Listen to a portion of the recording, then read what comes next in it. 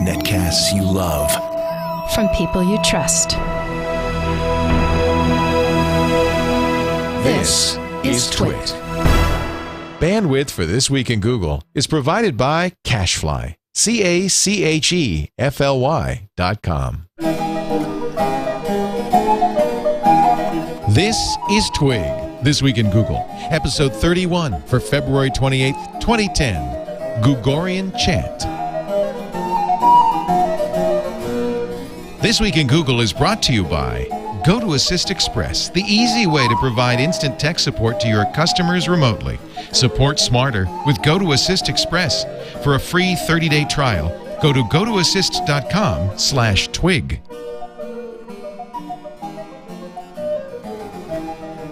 It's time for Twig, This Week in Google, the show that covers the Google-verse and all the cloud stuff that's all around us every day. Joining us, I couldn't think of two better people to have on the show as regulars.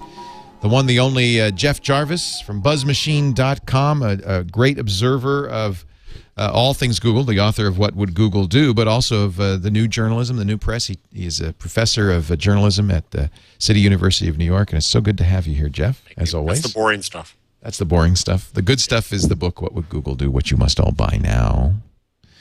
Gina Trapani's book is The Complete Guide to Google Wave at CompleteWaveGuide.com. She's also the creator of Lifehacker, still blogs there and on her own site, smarterware.org, and is currently working to create transparency in government. Right? Yes, sir. Is it Escape Labs? Is that, what is it? Expert Labs. Expert Labs. Expertlabs.org. Yeah. Hello. When government messes up, then they go to Escape Labs. I don't know why Escape leapt to mind there, but it did, didn't it? So Governor Patterson of New York has been using its services this week. Yeah, no kidding. What's happened? So he's decided not to run. Even though all the rumors were false, he's decided not to run. New York politics are beyond me. I tell you. Jersey's enough for me. Yeah. By the way, Gina is a Jersey girl today, and that's why she's so orange. She's got the tan in a can. Oh, yeah. Asbury Park, baby. She was born to run.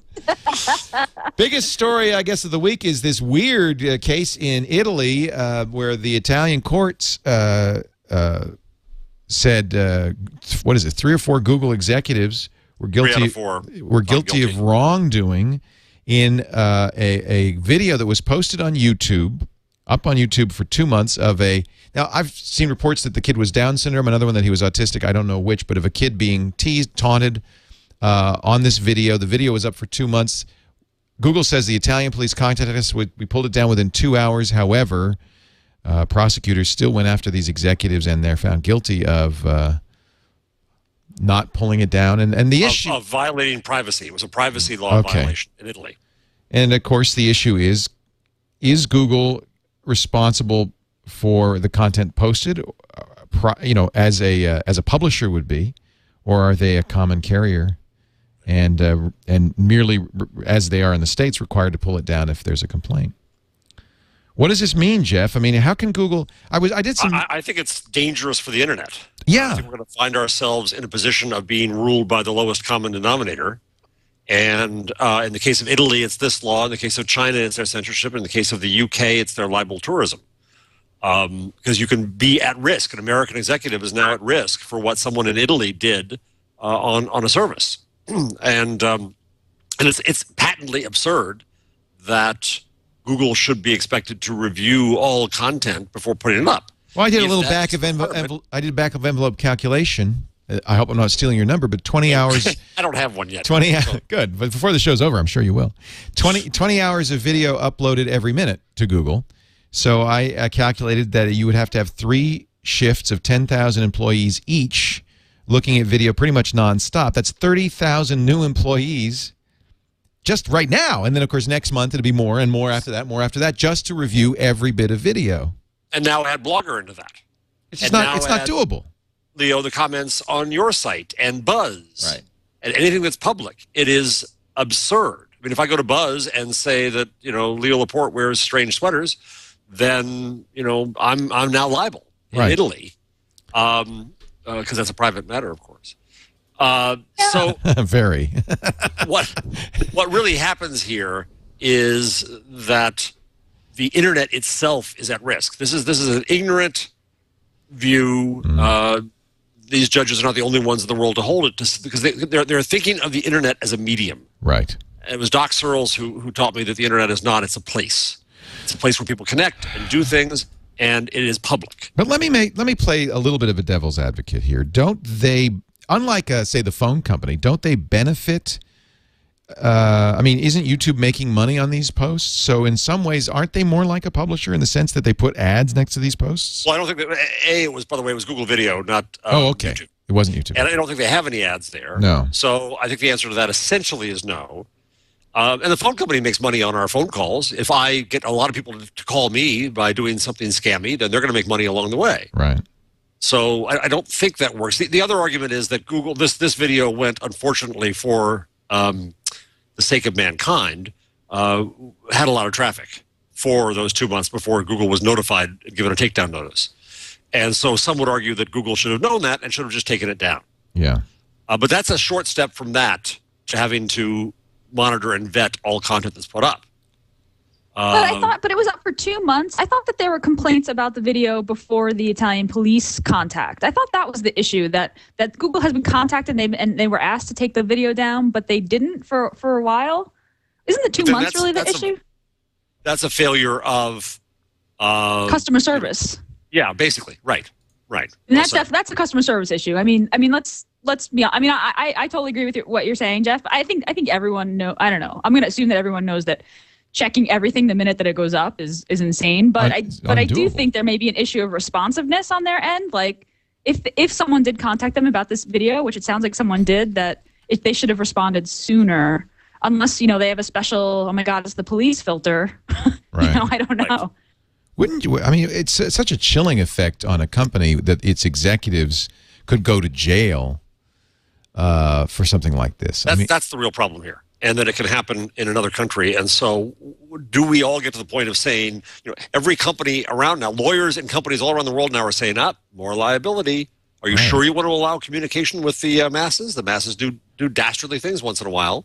You'd better cut off all that communication, all that conversation, the entire benefit of the internet. The title of your blog post is "Italy endangers the web." It's not a danger to Google. It's not a danger to executives. It's a danger to us, to the web, to an open web.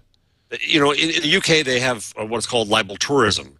If you're a dastardly sheik somewhere in the world, and this has happened, and someone writes about you, and just once it's read in the UK, you can be sued under the UK's rather, I think, backward libel laws that you are presumed guilty until you prove yourself innocent. Yeah.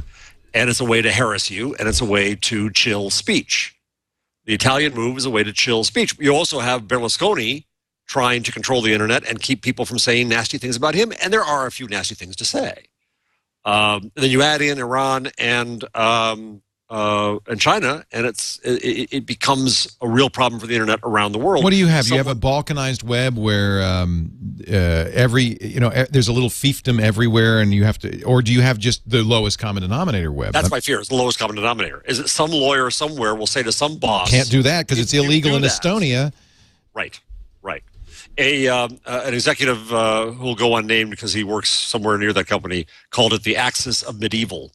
and I think that's what we're getting here is people who don't understand the essence of the web. This is the problem not just in this. It's a problem that I have with newspapers, that they don't understand the economics and structure of the web, and they want to recreate their old world here. And this is a case where I think you're right, Leo. They're making a parallel to publishers because they think that the internet is a medium and is controlled and can be controlled. Instead, as you said, it's a common carrier, or it's a public square. You point out that we have Section 230 in the U.S., which says, quote, "No provider or user of an interactive computer service shall be treated as the publisher or speaker of any information provided by another information content provider." It's the so-called safe haven It was provision. incredibly forward-thinking of Congress, of all people, to see that, and to see that if we did not have that protection, we wouldn't have speech. It protects bloggers. It protects YouTube. It protects all of us. It protects me. It protects me as a podcaster. Well, wait a minute. No, it doesn't. I'm a publisher. But it protects me in my forums. The comments, the things that others put up on your site. Right. you're not liable for, or you have a safe haven regarding. The Wikipedia page for Section 230 is very good. That goes into the case law since, and it's not perfect, but it's. And I argued it's the First Amendment of the web. Somebody came in, I forget who it was, to my comments and said, "Well, no, it protects the service provider. It doesn't protect the speaker." True, but without it, we'd have no speech. Right. You have to be able to be indemnified as a content provider, or you're not going to put any content up. You're not going to allow others to do so, and there goes conversation. And we're back to our medieval world of a centralized world where institutions and brands control everything, which is exactly what Mr. Berlusconi wants. And Mr. Murdoch. Yes. As long as we're talking. You suggest that we have something like John Perry Barlow's Declaration of Independence for Cyberspace. Well, which I think is a wonderful piece. It was 1999, written in Davos. There, I did it again.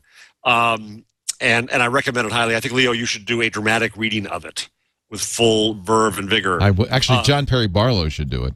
Exactly. He well could, with musical background from the dead, though that'll make it too mellow, I think. And Rebecca McKinnon, really respected blogger and journalist about China, was arguing after the Chinese situation with Google that we needed a constitution of the web.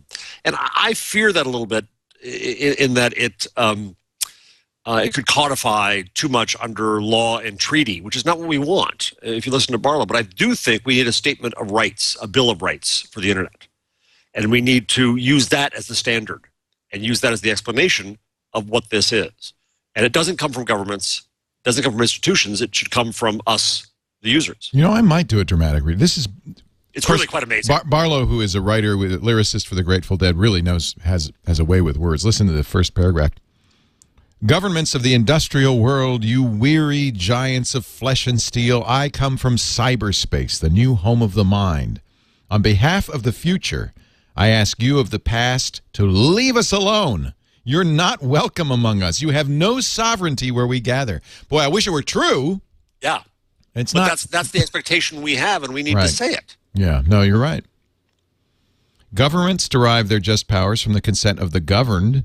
You have neither solicited nor received ours. We didn't invite you. You do not know us, nor do you know our world. I think it's really, there is a divide. And I've observed this, and I've talked about this with the friends of mine. It's even between people. Sometimes Amber McCarthy and I call the rest of the world the Straits, where they just, you know what I mean? They're you know what I mean? They're the weary giants of flesh and steel. They're the old school folks who don't get what's going on in the new media, in social media, in cyberspace, and kind of interpret it through their very limited perception from the past. And like Straits as in normals, or Straits as in breeders? We're talking normals. Well, not breeders. We're talking normals. We're talking normals because there are plenty of gay straights in this case. But no, I mean, yeah, they're people who, but it's like that. It's that same division, of people who get it and don't get it. And I used to just say they don't get it. I tried to stop myself from using that phrase, don't get it. And it's true, they don't. But in my little boring world of news and media, I came to see that we have a responsibility to educate them. Because not knowing it is what is, not understanding this world, not getting it, is what is leading to the destruction of newspapers coast to coast.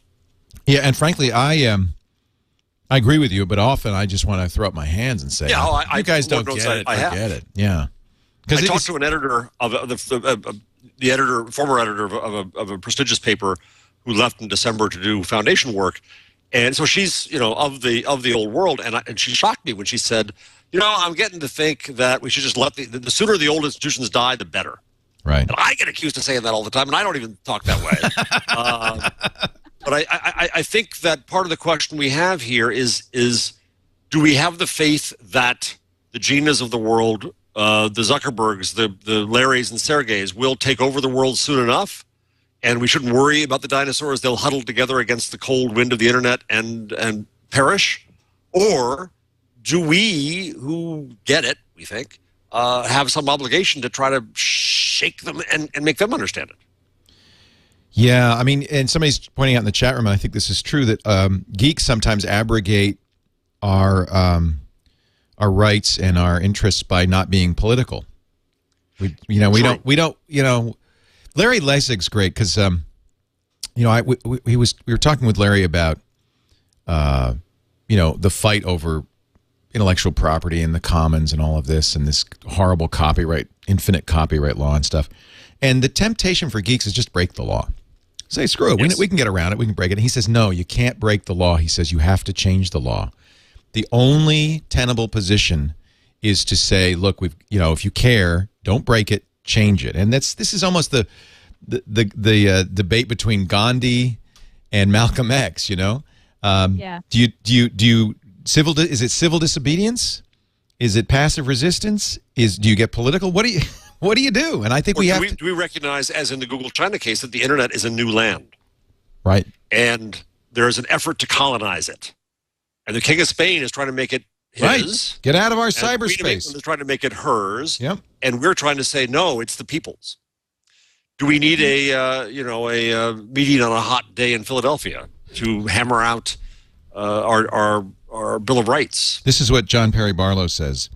These increasingly hostile and colonial measures to place us in the same position as those previous lovers of freedom and self-determination who had to reject the authorities of distant, uninformed powers. We must declare our virtual selves immune to your sovereignty, even as we continue to consent to your rule over our bodies. We will spread ourselves across the planet so that no one can arrest our thoughts. This is 1996. It's really prophetic. 1990 when? 96? 96. Wow. It's totally prophetic. Yeah. We will create a civilization of the mind in cyberspace. May it be more humane and fair than the world your governments have made before. And you could say, well, it's a little Pollyanna-ish. It's a little, but you know what? I also think it's true. Yep. And it's something we do need to fight for. It's a standard we need to hold up. Do you think that this is going to be gradual, an evolution, and that, the older people who don't get it, the norms kind of fade away, or is it going to come to conflict? I think it's going to come to conflict. That's what I've seen in the news business. The way I describe it is the internet is an avalanche, and it starts at the top of the hill, closest to those things that are most like it, and that's medium. That's why we think it's a medium, though it's not, because the business is similar, the interaction is similar. So look at newspapers as the canary in the coal mine as to what's happened here, and there's a lot of hostility. There's a lot of argument. There's efforts to go change laws. In Europe, we see the Germans trying to change copyright law. We see that happening in the U.S., movements to do that. So there are others trying to change the law, by the way, and make them worse. So what the hell are we doing? We're sitting by and we're not doing anything. Yeah, I think we need a manifesto or something. We need to get off our duffs. But you don't think doing shows like this and blogging and talking about these things just the way that we do is doing something? Yeah, it is, but is it enough? Are we reaching the right people? We're preaching to the choir. We're preaching to the choir somewhat. I mean, if you listen to this show, you must be somebody who gets it. True. I have to say, I talk on the radio, which reaches a much broader, more diverse audience all the time about this stuff, and you have to be a little subversive and subtle. You can't exactly wave a pitchfork, but I think. Right, but there you go. You're doing a radio show, right. Mainstream radio show. I think it's important to have our little geek enclaves, like shows like this. And because it's a refuge. It's a refuge. Yes, this is where we conspire. This is the basement. Exactly, it is. Where we put out our little conspire. pamphlets. This is our cell. This is our Leo has given us the mimeograph machine. But now we have to go to his morning show, coming soon from New York, and start to speak to a different audience. Hey, chat room. Does anybody here disagree with what we're saying right now? Of course not. Or are you all the choir? They're all the choir, aren't they? I mean, they're in the chat room for crying out loud, right? Yeah, but they are going off into the world. They're all, they're normal companies, and they'll spread the word there. We're infecting them. There you go. Right? So that's exactly the message. Let's give them the tools to better infect. Yeah. Let's give them the. And that was Larry's message: is don't break the law, change the law. And so geeks don't want to be political. We don't We don't want to get involved, but we've got to. Otherwise, that's I think probably the thing that is missing is this sense of urgency. And maybe this Italian court decision will help a little bit in that sense of urgency.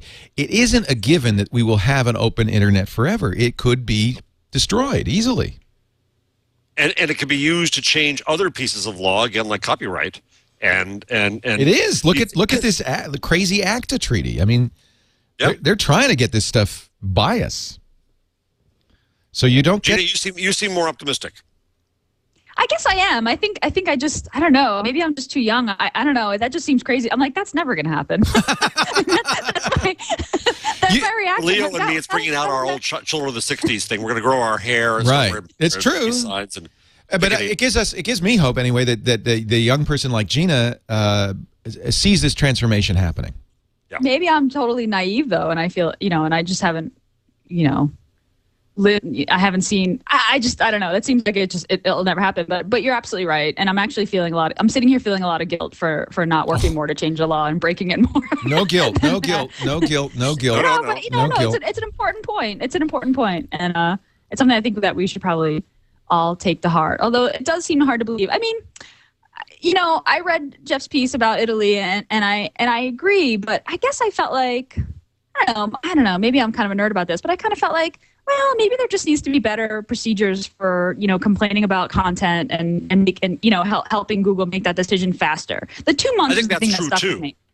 In fact, I think the way to do that is crowdsourcing. Yes, absolutely. I agree. I've argued so I think Google's greatest weakness. I'm sorry, Gina, go ahead.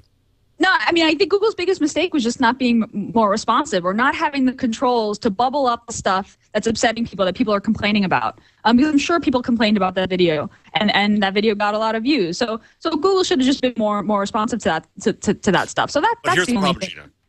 If the standard is it offends someone, then we're in the same boat, because everything will offend someone somewhere.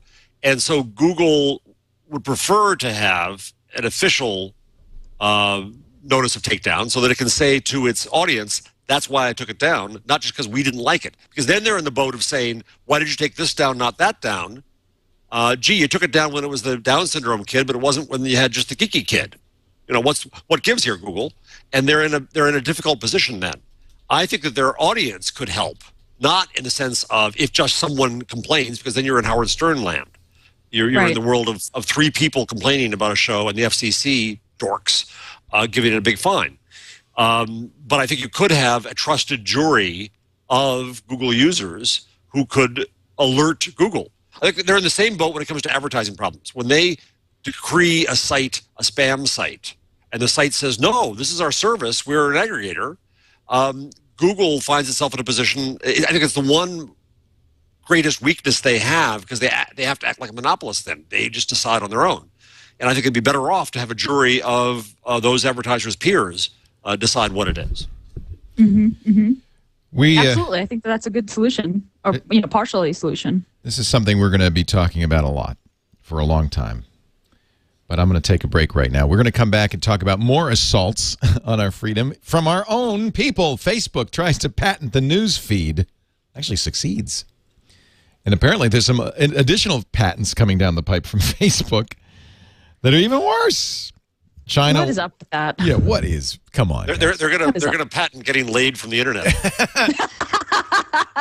They might have a case there. That's what they should be patenting, not the newsfeed. Also, antitrust accusations against Google, and Street View in trouble in Europe. China widens its net censorship, and now the number of companies who were hacked in that China Google hack has widened to a bigger number. I don't want to say any numbers in case it's Jeff's. I don't have it on. I'm going to use this. Okay, you now have 60 seconds to get a number. And Gina, you get a tip. And who's going to help me get a tool?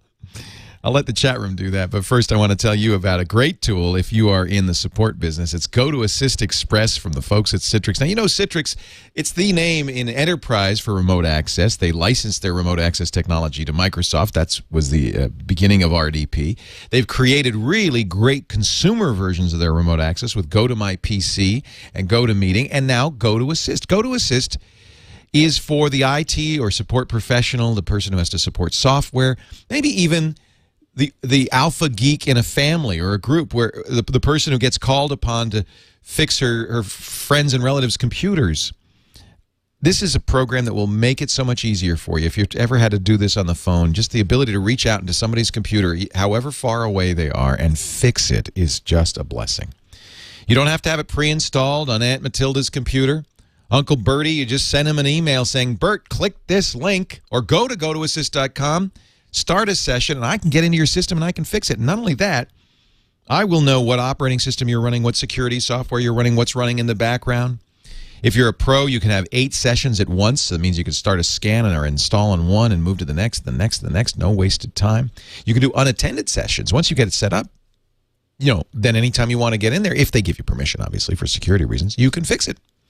Or even like if you've got like a malware bytes or a reg hack or whatever you want to copy it over, you can do that. This thing is made for the support professional, and you could try it free for 30 days. I want you to try it now by going to gotoassist.com/twig. That's gotoassist.com/TWIG. Go to Assist from Citrix. It is a great product. We thank them for their support of This Week in Google. Hey, guys, I have to get you. I got you something, and then you're going to get it in the mail in the next couple of days. But do you mind if I show you ahead of time? Not at all. Oh, I got to go over here and get it. Hold on. I hate surprises. Yeah. Oh, this looks good, Jeff. This looks really good.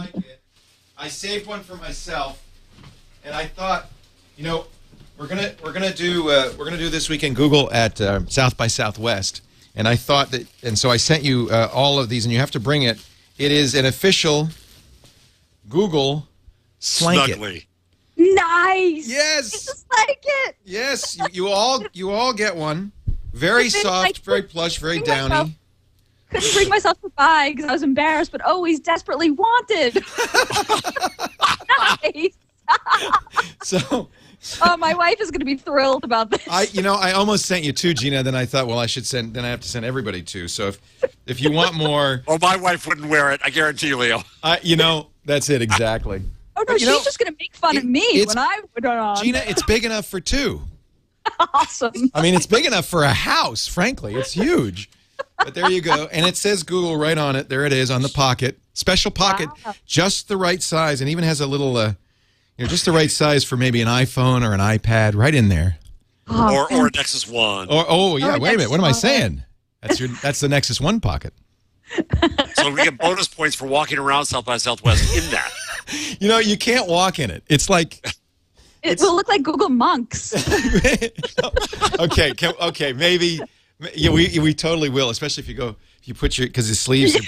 Oh, Google, oh, Larry and Sergey and every Gerda. That is fantastic. We shall be open to no evil.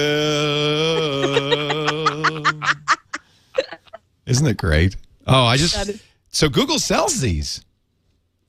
I saw them online at Google. Yeah. More evidence of how they ruin society. They don't call it a slanket or a what's the other? Slanket, Snuggly, right? Snuggly, right? They don't call it that. Snuggie, whatever it is.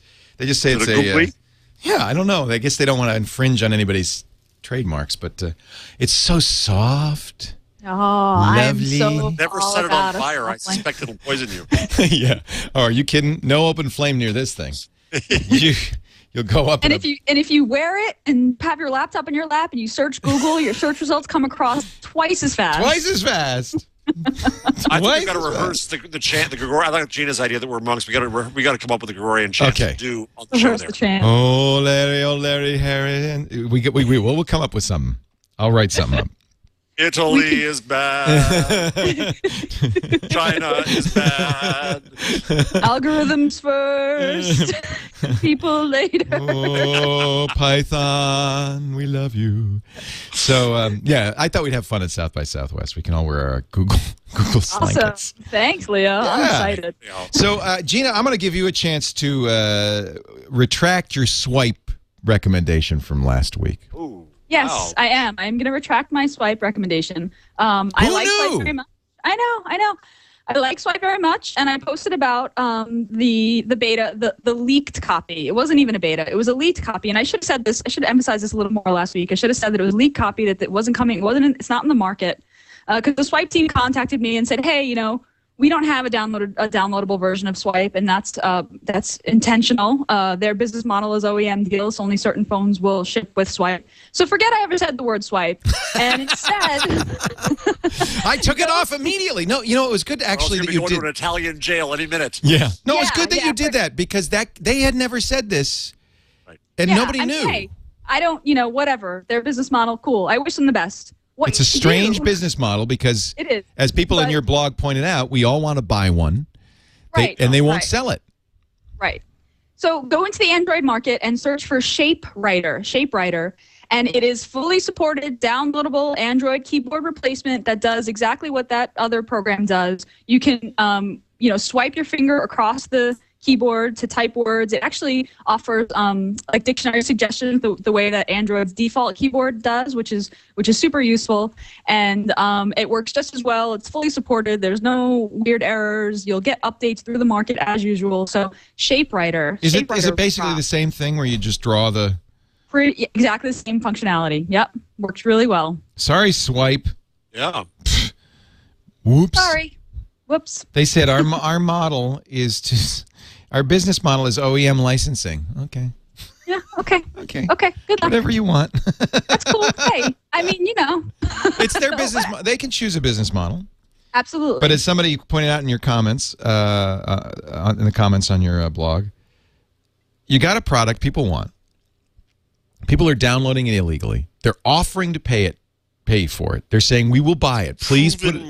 Proven marketplace, and you say no, you can't have it.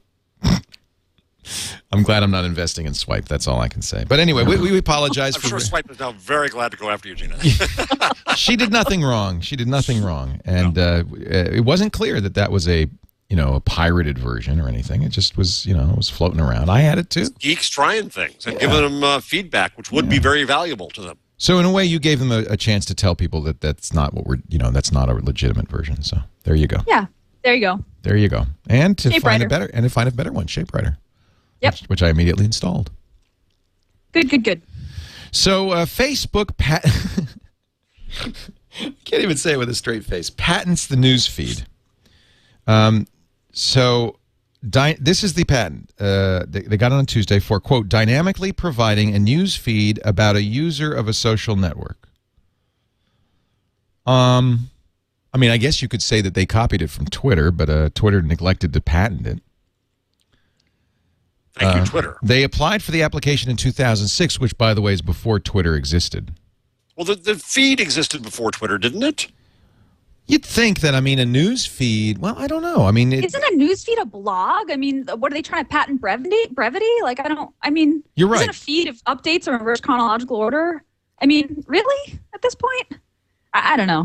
You can't blame a company for trying to patent something that they think they created, but I actually blame the patent office for not approving it. Approving it. But what is the point? So you file a patent, why? So you can sue other people, right? I blame the company for that. Or so you can keep others from using it, from harassing you. But in which case, say so. And a lot of patents are, in fact, applied for that reason. We have no intent of forcing people to license it or keeping people from using it. We want to make sure that there's no issue about us using it. So here's the patent. 2006 was the furor over it. Okay. And when did Twitter launch? Twitter. I signed up for Twitter December 2006, but they were around in I think late summer or even summer 2006. So they were around before then. Which might have been why Zuckerberg et al. Filed the patent. In March 2006. I don't know. That's right about the same time. That's what it says here, yeah. Wiki Answers. Answers.com. That's right about the same time. So here's the diagram in the patent. Start. Generating news items. Attaching informational links. Attaching active links. Limiting number of viewers. Assigning an order. Displaying news items. That's the patent. That's the process that's patented right there.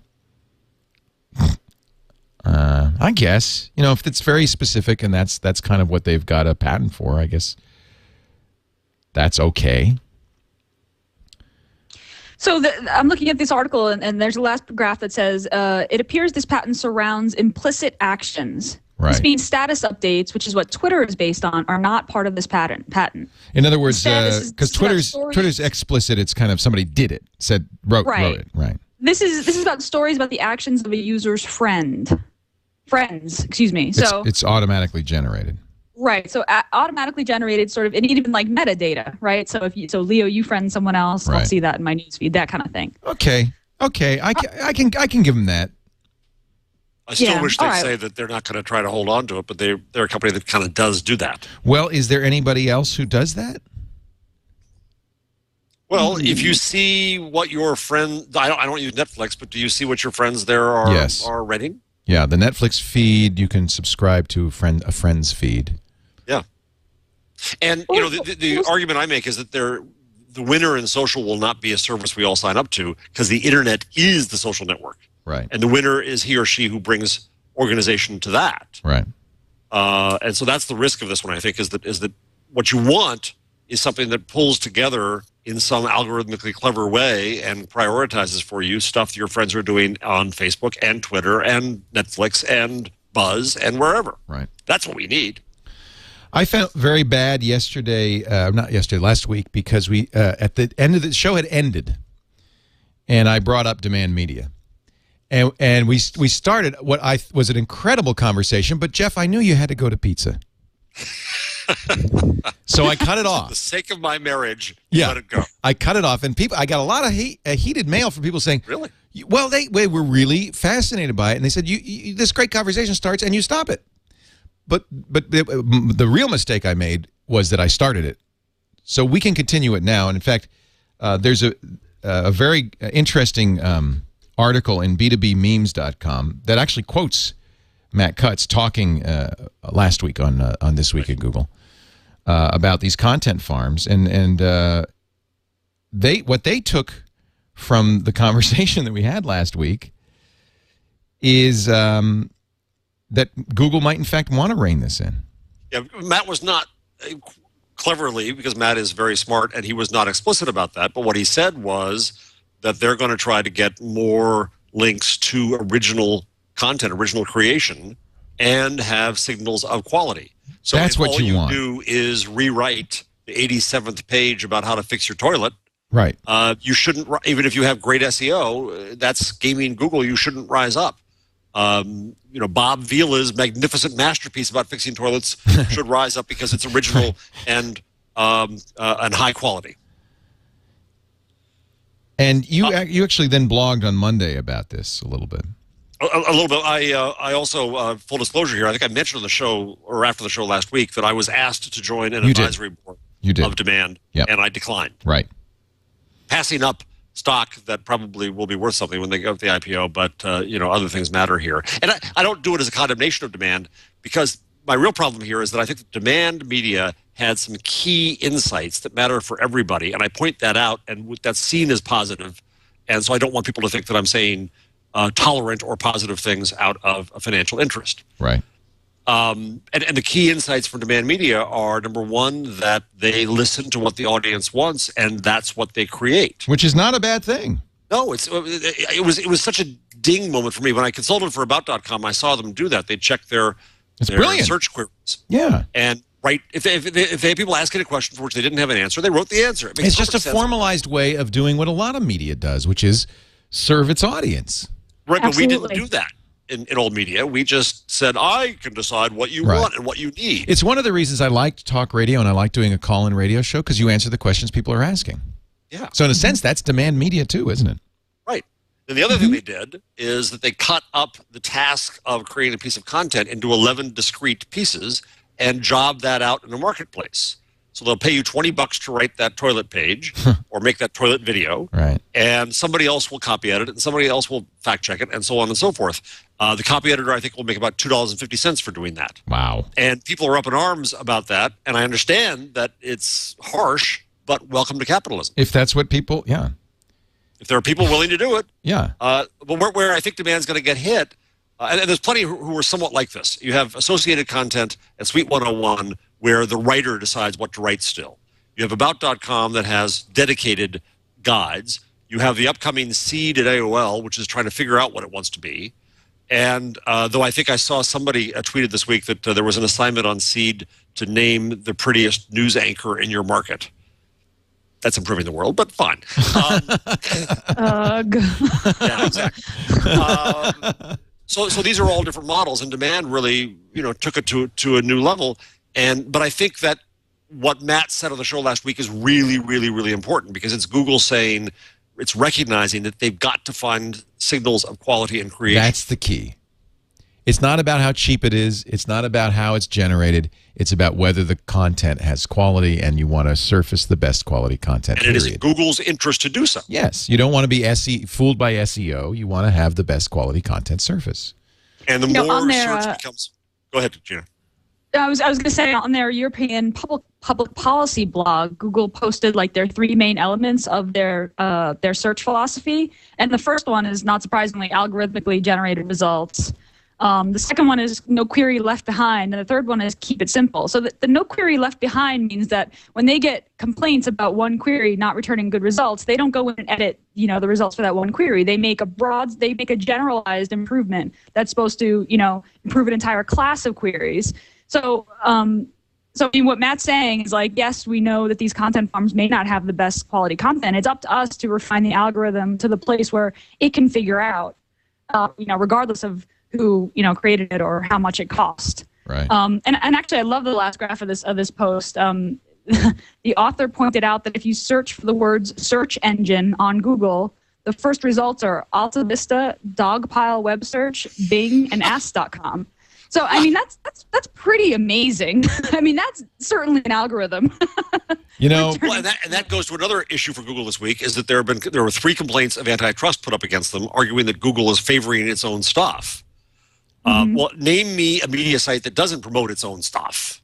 Do you think that's why you find Alta Vista, Dogpile, Bing, and Ask on this search page, is because Google's trying to avoid accusations of that? I mean, they seem to be using that.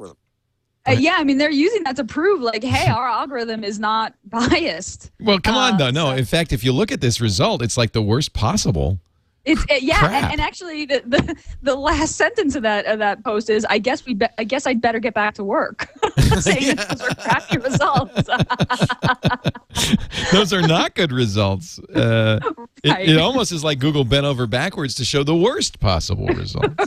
Right. So maybe they were using, if you're a cynic, you think, well, they set that up just so they can make that point. But I don't know. I don't know if they go to that trouble. Yeah. I don't think they've got editors there controlling search results. They take a lot of pains to make sure that everyone understands that it is an algorithm. I remember talking with Larry and Sergey, but back when Google was actually reaching out to journalists because they wanted coverage or something. Because they needed coverage. Yeah, it must have been very early. Just getting it. Yeah. I remember going to a dinner. PR people invited us to a dinner in San Francisco South Park. Very nice restaurant. Larry and Sergey were there. They gave us all those Google Brio trains. They say Google. And Larry and Sergey answered questions. It was great. I remember talking to them. And one of the things they said, which I thought was very interesting, and I just can't remember the exact details, is that I think it was Larry every day would look at the tail end of search, like the dregs at the end, what was left, and was always every day trying to improve that algorithm. So yeah, no search left behind, and not doing it, as you say, by hand, but improving the algorithms. It's the only thing that scales, right? Yeah, and I just thought that to be honest, I was really impressed that it was an engineering answer to the question that really made sense to me. Because we're all nerds. We're all in love with that idea. Yeah, we love that. Yeah. We love the idea that there's a perfect algorithm. Right. Yes, and that's why we love Google. There we go. Wait a minute, let me write that down. It's like the idea that could exist is just so appealing that it just makes me love Google more. Yes. It's a trap. It's a key PR trap. They fool me. It's like, I'm just going to keep working on my algorithm. The rest of my life will work out. It'll work out. It will. It will. Just one rule to rule us all. Just a better algorithm, man. So the Europeans are mad because Google... Okay, Wired reports the European Commission has acknowledged receipt of 3 antitrust complaints against Google. Google said we've done nothing wrong, and disclosed that British price comparison site Foundem, French legal search engine ejustice.france, and Microsoft-owned Chow from Big were the complainants. So the people complaining are other search engines. They say Google abused its dominant position to promote its own services while competing sites were penalized. Right, we're right back into Microsoft land, aren't we? You're using your dominant position with the operating system to promote your browser. You're using your dominant position with search to show YouTube videos. But this is what Google has consistently said, and they said it again in their response. Our algorithms aim to rank first what people are most likely to find useful. And we have nothing against vertical search sites. I mean, indeed, many vertical search engines like those three or moneysupermarket.com typically rank high in Google's results. But here's the problem when you get to court and discovery. Is Google going to have to hand over the algorithm? Coke formula. Can't they do it just empirically and do some searches and say, here's what we got? They've got to prove at some point that it is the algorithm that does it, don't they? Yeah. I mean, if it gets to court, it's really I'm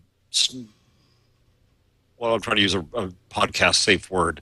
Go ahead. A bozo thing for Microsoft to do. BS thing to do. Yeah, I agree. This is a good. Microsoft uses MSN and MSNBC to promote its stuff. Yes, everybody does. What do you think I do? Uses their homepage to promote their stuff. Right. But I guess if you're saying we are an agnostic search engine that's going to produce the best results, you should do that, whether that's Google or not. They say they do. They say they do. China has widened its net censorship. It's not going the right direction. I guess at some point Google's going to have to make good on its promise and pull out. The Chinese government is, according to Wired's threat level blog, David Kravitz writing, the Chinese government is imposing new internet restrictions demanding personal website operators to acquire government permission to operate their sites. This is for all .cn domestic domains. Yeah, that Iran killing Google Mail and requiring everyone to use the government's email system. Horrible. Horrible. Of course, geeks, the first thing to do is get a proxy server running. Yeah. Yeah. Yeah. Well, that's obvious. Yeah. Obviously. Yeah. That's why God created Tor. The government said the latest move, which also requires site owners to submit a photograph and show identification, you probably should have to hold up a newspaper with today's date on it, was targeted at tackling pornography. That's what they always say in China. Oh, no, it's about pornography. Critics say, of course, it's based on silencing dissent. So since China does not seem to be moving forward in opening itself, when is the deadline? When does Google pull the plug? They didn't say it. It was Steve Vodnathian keeps on giving me crap on Twitter saying they haven't done it yet. But I said, well, they didn't say when they were going to do it. There's obviously, diplomacy takes time, and Google's a nation now. Do they have to wear like those big sashes across the chest and morning coats? I'll bet Larry and Sergey would like that. I would love it. Marissa might too. What was that? There was, and I don't know if this really happened or not, but Steve Jobs supposedly went around to the Wall Street Journal and other New York newspapers to coerce them into creating content, the Times, to creating content for the iPad. But the Scandal Journal report of it said that he was wearing a strange top hat when he was doing it. They didn't mention a sash, however. I don't know. I don't even know what that could be. I would like to see a picture of that. Nexus 1 may be coming to Verizon March 23rd. Isn't that the first day of spring? First day. That's what they said. Spring 2010. This is according to neowin.net, which is a rumor site. It would be also the first day of the CTIA Congress, which is a big cell phone conference. So do we regret getting the T-Mobile version? No, I like GSM. And I agree, but I've got to tell you that T-Mobile is worse than I was just down in Florida visiting my parents, and it's not. Yeah, good I'm getting some dropouts. Even versus AT&T. Gina, how's your experience with it? My experience has been pretty good. I tell myself it's because San Diego's a second-tier city, so things are not too bad. So it's one of the advantages. But it's been okay, even on the road. You know when the test will be? When we're in Austin for South by Southwest, and all those geeks with their iPhones are going. Exactly. And we're going, well, I seem to have 3 bars here. Yeah. Exactly. Can I make a call for you? Would you like me to do an internet search for you? Yeah. Wouldn't that be nice? I've talked to my brother for about an hour today on my phone, and he was on his iPhone, and the call dropped 3 times on his side. And he was just like, oh, sorry, I got an iPhone. Like, he didn't even... And everybody goes, okay. Sure. Anyway. Of course, you have an iPhone. Well, of course, we didn't expect that call to survive. Lifehacker has a list of the top 10 Android apps. Oh, yeah, I wanted to... I bookmarked that, especially for Jeff. Kevin wrote this at Lifehacker. Kevin is a Twig listener, and he is also my, Android guru. Really, we need to have Kevin on sometime. Let's have him on next week. Yeah, he's got the goods. I'm going to ask him. I'm glad you said that publicly, because now he can't say no. Come on, Kevin. We'll give you a nice plug for your article on Lifehacker. He recommends number 10, Layer. That's the augmented reality browser. You know, this is cool, totally useless, but it's kind of cool. I mean, it's totally useless. Do you use it for anything? I use it to show off the Nexus 1. Yeah, I mean, it is kind of one of those novelty things, but worth it. I mean, it's definitely this is cool kind of app. I can't say that I use it a lot, but I think it was worth being on the list. Oh, Listen, which I do use, and it was just upgraded, which really made it, frankly, a lot better. Got rid of some of the things. That's syncing to Google Reader. Yep. Key. AnyCut, which is a supercharged shortcut manager. You can add shortcuts to your desktop, and that's just something the iPhone doesn't do. You just can't. There are just certain kind of shortcuts that you can't put on your home screens on the iPhone. AnyCut is really great. Secrets, which is a kind of password PIN secure. Oh, it's KeePass compatible because I use KeePass. Yeah. Okay. Oh, you use KeePass? You can transfer your KeePass database onto your phone, and Secrets will open it. Neat.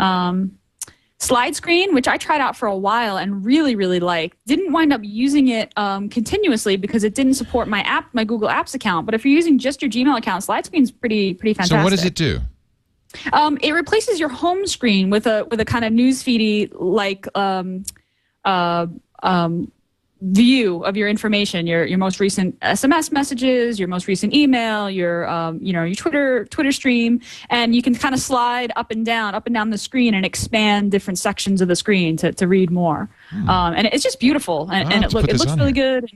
Try it out. The free version has a little ad at the bottom. There's a premium version. Get rid of the ad. Like I said, I had a little trouble with my Gmail versus my regular Google account versus my Google Apps account. But for someone going straight, it's fantastic. I always buy the premium version, even if I don't think I'll use the program again or whatever. I just want to support Android developers, and it's $1, it's $2. I just want to give them money so that they know that there's a market. Definitely. It's just my little way of saying, come on, keep going. Keep going. Google Chopper, which we talked about last week. Great program. PDA-Net, which we Yep, that's from you. I got that. Yep. Yeah, PDA-Net we talked about for tethering, for straight up tethering, no rooting. Now I use a different Task Killer, so I'm gonna have to look at this new one. Task Killer free. Yeah, I actually haven't used Task Killer. What do I use? It's can't remember. But I have gotten questions about how do you GTD on your phone? What's your tasks on your phone? And well, no, this is for killing not to-do list. This is for killing running tasks. Okay, for killing. I use what they call Advanced Task Killer. That's what I use. Gotcha. And so I think they're probably all the same. This one has a little ad at the bottom, so it's free also. But you just kill everything that's running. Boom, boom. Oh, nice. That. It's very satisfying. Yeah. And have you noticed? I'm noticing a little bit of lag sometimes on this, and sometimes I'll turn it on and it won't it won't recognize my finger presses right away, which is very frustrating. You can't get into it. Yeah, I have the same problem. I don't even have. I shouldn't say this, but I don't have a code on it. I just gave mine away. Just turning it on has the same problem for me. You just gave yours away. Anybody want to see that again? Let me just do that again. Jeez Louise, it's that. Just so you know what my password is. It's so funny because I don't know. Are Google people more? Because the iPhone, it's a number, but on the Google, you draw a pattern, and I could remember the number easily. The patterns. I had to I forgot it. I had to try it again. Oh, interesting. Couldn't remember the pattern. And also, I mean, the screen. It's like if the screen is clean and you do your pattern, you can see. Where that's a good point. I didn't even think of that. It away. All you had to do is look at it. I didn't even think of that. You're right. Look, there's the smear. Yeah, exactly. The smear, the finger grease smear. So you should change your pattern every day, and then not clean the screen. Speaking of smears, yes. So I went to Best Buy, who I love, and full disclosure is that I've they brought me out there, and I got the screen protector that they have in the store, and it's kind of jelly-ish and Ew. I like it. I don't want a gooey screen. I love the one that I have for my iPhone, which is the crystal one they sell in the store. Right. Which the store was nice enough to put on for me. Any recommendations from anybody about do you guys use a screen protector for this thing? Nah. I don't. It's my phone is naked. Me too. I even got rid of the case. I went through a phase where I covered everything and a Jelly-skin and the whole thing, and then finally I was like, you know what? Like, the whole point is that you use it. It's so beautiful, and that's exactly right. The phone. Look, in a year, this is going to be crapped up no matter what you do, right? Yeah. But now I feel like I'm just not being helpful at all to Jeff. That's all right. That's all right. The one that you got. I'm being anal, obviously. No. It's so hey, pretty. I've got one of those, keyboard protector things, like those little rubber things, You for my do? keyboard, really for crumbs, because okay. Because you eat while you're typing.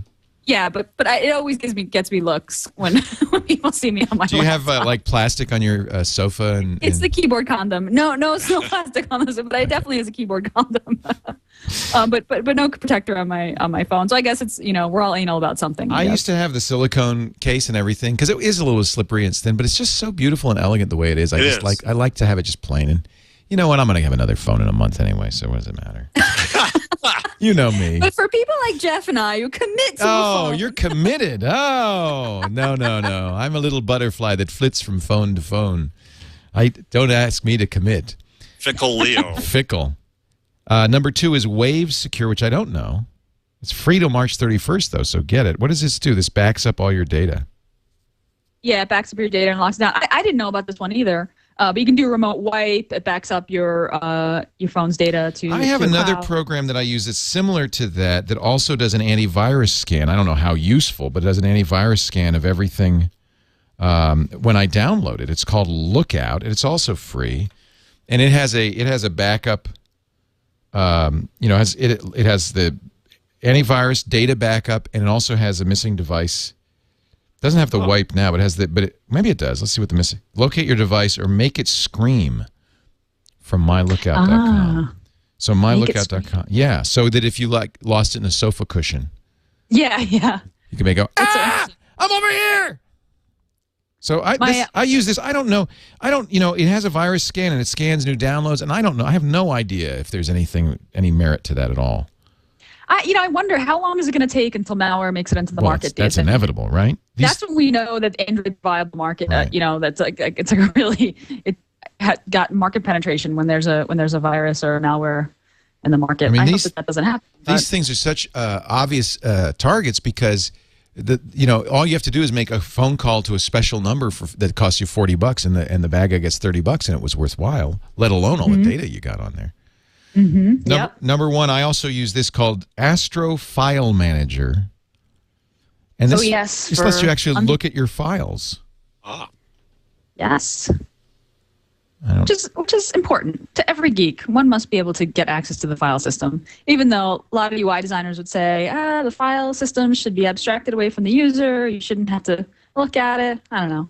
I like being able to browse my folders. Yes. Right to browse my folders. It just seems like if it's got a file system, I should have access to it.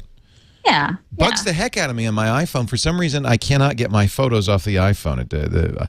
Nothing will take them off. And I just want to say, well, let me browse the file system and then get them and figure out what's wrong with them. But I can't. So this is nice. It's nice that they have it. It exists. So we'll get Kevin on. Kevin Purdy, lifehacker.com. That was his article. Did you get a number yet? A tip? A tool? Do you want to just take the day off? Can we talk about Gmail? I've got a number if you don't go to it in the news. You just took one. 323 was the first one I had, which was a cheat. I know. What Gmail? Oh yeah. What the Gmail stuff? Yeah. Gmail. That's a good one. What's the deal? Yeah, so Gmail graduated a bunch of labs features and retired a few. So I love the whole labs thing that they did. So that they have these experimental features. Any Google employee can can plug them in, and anybody, you can enable them or disable them, and it comes with this disclaimer that they might just break. And what I love about it is that Google is using usage numbers based on who's enabled, how many people have enabled each one to decide which one of these features should get built into Gmail by default, and which should we get rid of entirely. So they use that feedback. So that I think when Labs launched, I actually flew to Mountain View. It was one time that I went to Google, and they launched I think with 13. The number of features grew to 60. And so this past week, they graduated 6. Search autocomplete, which you'll see when you just start to search from your Gmail search box. You'll see an autocomplete drop down. Go to label, which is a keyboard shortcut thing. The forgotten attachment detector, which is brilliant. If you type like, hey, I've attached this file, and hit send without actually attaching the file, Gmail will pop up and say, hey, did you mean to attach something before you send? YouTube previews, which is just, embeds a video in your mail. Custom label colors and vacation dates. So those are now built into Gmail based on usage in Labs. They're now built in Gmail. And then they retired a bunch. Muzzle, fixed with font, email edit, location and signature, random signature, presumably because folks just weren't using them. So I'm excited about that. So you'll see some new stuff in your default Gmail. And I mean, the only way that I think that they can make Labs better is if regular people could contribute features. Yeah, that would be nice, wouldn't it? It would be nice. It would kind of like Wave extensions. Well, you wrote the Better Gmail Firefox extension. I mean, that's one way to do it, is to kind of do it from the outside. Do it from the outside. But the thing that's crappy about that is that the minute they change the HTML, it's all a JavaScript. The minute they change the HTML or any of the user interface, it's not an official API. It's like, then stuff breaks. So yeah, that's one way to do it, but certainly more efficient to do it from the inside out. So that's what I really like about Labs. And also it's great because a lot of the Labs features, in fact, when I went to the Gmail, when I went to the Google campus and they announced Labs, they actually had a printout of all the user scripts that I had included in the Better Gmail Firefox extension taped to a whiteboard and said, like, we started with your extension and tried to make a Labs feature, which was a huge, such a compliment for me. And someone said to me, like, well, were you upset that they were basically, making your, parts of your extension, not necessary? And I was like, absolutely not. I mean, anything that I can take out of it, great. Right. If I can simplify it further, fantastic. So that's I really think the Labs, the Labs model, and I really like that they change, that they're evolving Gmail based on usage with these experimental features. Cool. So if you go to Gmail and just click the little green lab flask in the upper right-hand corner, then that's how you get to the Labs. My favorite Labs feature did not graduate, though. It's canned responses. Yes. Which probably only people with like insane amounts of email like I get would use, but love canned responses. And a few other really good ones. It's already said that it existed, but I can't find it anywhere. I want to be able to mark something, not just in a filter to delete it from now on. I want to send the signal back to these PR people, and if the email has an unsubscribe option in it, do it automatically. I want it to do that if I so request. Yeah. Oh, interesting. Because the problem for them is, at some point, you just make them spam, and that's not in their right. And that's what they don't want. They don't want that. Right. The problem is that they don't know that you've done that. Like, I want to be able to mark somebody's email as spam and have Google send them a message and say, this user reported you as spam. What are you doing? Right. Just to get to them. Because it's satisfying to do that, but they don't know. So you want a canned response, Jeff, that basically says, please unsubscribe me from your list? Oh, no, that clicks on that actually does the action. Clicks on the unsubscribe. Oh, that clicks on that unsubscribe button. And that's that. By the way, hint to PR people who send me irrelevant stuff. I'm going to sound like Michael Arrington for a moment here, but it's bad. And when I unsubscribe, I'm trying to shut you up. Don't send me another email saying, "Okay, you're unsubscribed." It just puts salt on the wound, people. No. Stop. That's funny. Somebody sent me a link in the chat room to an iPhone Explorer that allows me to browse files on my iPhone. Thank you. iPhone-explorer.com. And I just deleted all those pictures that I couldn't get rid of. So thank you. Chat room is very useful. And I might as well mention to Jeff that there is a Suggest a Lab feature. There's a link right at the bottom there where you can suggest that feature. There's quite a few in here, actually 42,725 to be exact. So you might not be like on the top of the list, but it'll be in there. Gina, I guess that could be your tip. How about that? That's your tip. Well, I do have a tip. Oh, okay. This just launched this week. There's a new option in the side of your Google search results, location.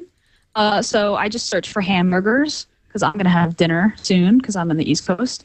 And so if you click on, do a Google search, click on show options, and down on the left side, under, it says all results. If you hit social, we've talked about this already, that's results from your friends. If you click on nearby, you'll get location-based results. Oh. And there's a McDonald's in Asbury Park, New Jersey. Oh, shocking. What a surprise. Yes. Wow, look at you even get image results. Ooh, local image results. Hey, this is great. Yeah.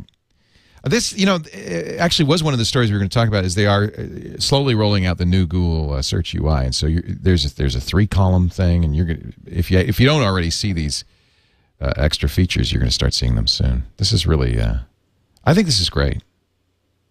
Anyway, I can narrow down the results. It only makes sense. Yeah, it only makes sense. It's much more useful, and you could turn it on and off, so it's not like you have to see it. Mm-hmm. Yeah. All right, there's your nearby tip, and now Jeff. All right. The number is a bit of a cheat, but what the heck? What's 323 though? You said that. What was that? March 23rd. Nexus One, Verizon. Got it. It was a cheat. I bet it was. Yes, it was a tacky thing for me to try to do. Cheater. So I'll use a news story here, and the number is 100 plus, which is the number of companies targeted by the Google hackers, according to security vendor ISIC Partners. This from Robert McMillan at Computer World, and. That they've identified 34 hacked companies after examining a single command and control server used in the Google attack. Then the discovery of another 68 servers could mean that many more companies were compromised than previously thought. Wow. So they think it's over 100 companies. Wow. Which I wish that these companies would stand up and say so, because they've got to, Google's standing out there all alone and naked fighting this. Yep. My tip of the week comes from the Google page itself. If you go to google.com, and it's a timely one, you want to know more about Chile and the magnitude 8.8 earthquake. For those of us who live in San Francisco and lived through a 6.9 20 years ago, 8.8 is unimaginable. Google's got a crisis response page. This is something they've always done so well, and they're doing it once again with donations to UNICEF, direct relief, resource updates, a link to the State Department for friends, Americans with friends in Chile or family in Chile, a map mashup that includes a person finder, where you can either say, I'm looking for someone, or I have information about someone. So useful. And Google's always been very good. And it's good that Google does that, because during Katrina, there were 100 people finders, so you had to have a people finder to find the people finders, and you've got to centralize this. Yep, centralize it. Yeah, and it's built on Google Apps Spot. It's which is interesting as well. Oh, that's neat. Yeah. So did they do this, or did somebody? I'm not sure who built this. I imagine they did it if it's on their official kind of Chile page. Yeah, it's on. But several people Twittered this to me. This person finder. It's chilepersonfinder.appspot.com. Right. Very cool. So I assume that this was an internal thing, but it's neat that they deployed it on AppSpot so quickly. Boy, it's just really neat. I mean, this is where you could really step up and make a huge difference, and they've really done that. It's a Creative Commons licensed under Apache 2.0 license. Oh, good. So it's a person finder at googlegroups.com for the mailing list. Well, that's neat. I think that'll be used again and again. Mm-hmm. Facebook will be patenting it soon. Yeah. Oh, I'm sorry. I was sitting on the wrong screen. There it is. That's the screen I was going to show you. Jeff Jarvis is the man in charge of buzzmachine.com. It's always great to have you on, Jeff. Honored to be here, Leo. We're going to have fun in Austin. We'll be doing This Week in Google in 2 weeks from Austin, from South by Southwest, which will be so much fun, wearing our Google slankets. And we will have a chant. And so we will go. Yes, we will go. I'll give you each a candle. Keep the open flame away from the slanket. and we will go down the road. We're going about a block away in our slankets, chanting our chant. Look for that. It'll be a highlight of your South by Southwest. Gina, I have one request for all Leo's fans: bail us out. We have a lot of fans in Austin. In fact, we did the screensavers in Austin, and I remember we went to the County Line Barbecue, hint, hint, in Austin, and they fed us all, and it was the most amazing barbecue. They brought us a whole ton of stuff, right? And I ate and ate and ate. And they said, okay, next round. And they brought us a whole ton of more stuff. And it was an endless barbecue. And then we went in the smokers. And I think my clothes 5 years later still have just a little tang of hickory from that. It was amazing. It was really fun. I cannot wait. We're going to have a good time. I'm at the Omni. Are you guys downtown or are you? Yeah, I'm at the old hotel that's downtown. Where are you, the Gina? Driscoll or yeah? I'm across the street from the convention center. Good. So we're all in the same. We're all You downtown. planned ahead, Gina, and did it early enough. Oh no, you're at the best hotel though. You are. I did. Well, one year I waited too late and wound up hiking across town in sandals, and it was really bad. So now I book in literally gosh, it was like 4 or 5 months ago that I booked my hotel because I was just like, I will get into the Hilton. But I like the Driscoll. I think that's going to be fun. I've always wanted to stay there. I'm bringing Jake. Are you? Oh, right on. Jake should come on the show then. Great. I don't have a slanket for him. You'll have to. He'll have to improvise. We'll fit in together. He can wear a muumuu. Oh yeah, just one sleeve each. Gina Trapani is at smarterwear.org, and don't forget her complete guide to Google Wave at thecompletewaveguide.com. Her book all about how to use Wave. We thank you all for joining us. Remember, we do this show live at 2:15 Pacific, 5:15 Eastern every single Saturday afternoon at live.twit.tv so you can watch us. And, of course, subscribe to the podcast on iTunes or the Zune feed or anywhere you get anywhere better podcasts are found. Thank you for being here. We'll see you next time on This Week in Google.